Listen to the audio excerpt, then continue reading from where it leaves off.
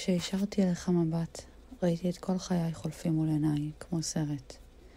זה לא היה מהיר כמו בסרטים, אז בהתחלה לא הבנתי במה בדיוק אני נזכרת. זה היה איטי וכואב, והרגשתי כל שנייה. זה היה משהו בין ביקור בדיסנילנד לקצירת איברים ללא הרדמה.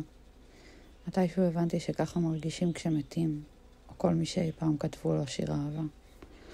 אבל דק הגבול בין מוות לאהבה.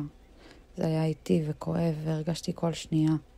זה היה משהו בין ביקור בדיסנילנד לקצירת איברים ללא הרדמה. ותוך כדי זה אני נלחמת בפאקינג מחלה. אלוהים, מאיפה הכוחות? אני לא מצליחה לזהות את זו שנקלעה על החזית ותפקדה. לכל החזיתות. הגוף עושה מה שצריך, את המינימום. מתעורר, מתמתח מחדש, אבל הנפש שלי כלואה בכלוב הזהב שבנית לי עוד בגלגול אחר.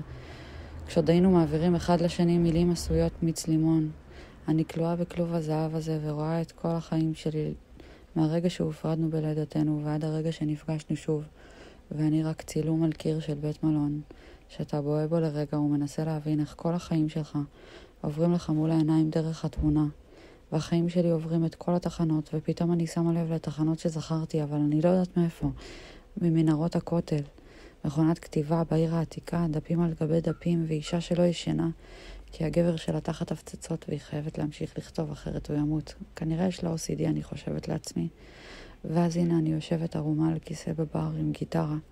השיער שלי ארוך וגלי ורך, ואני שרה רק לך, שעומד בבר ושותה ושותה ושותה, ובכלל לא מעניין אותך הגוף העירום שלי. אתה רק רוצה שאני אשתוק.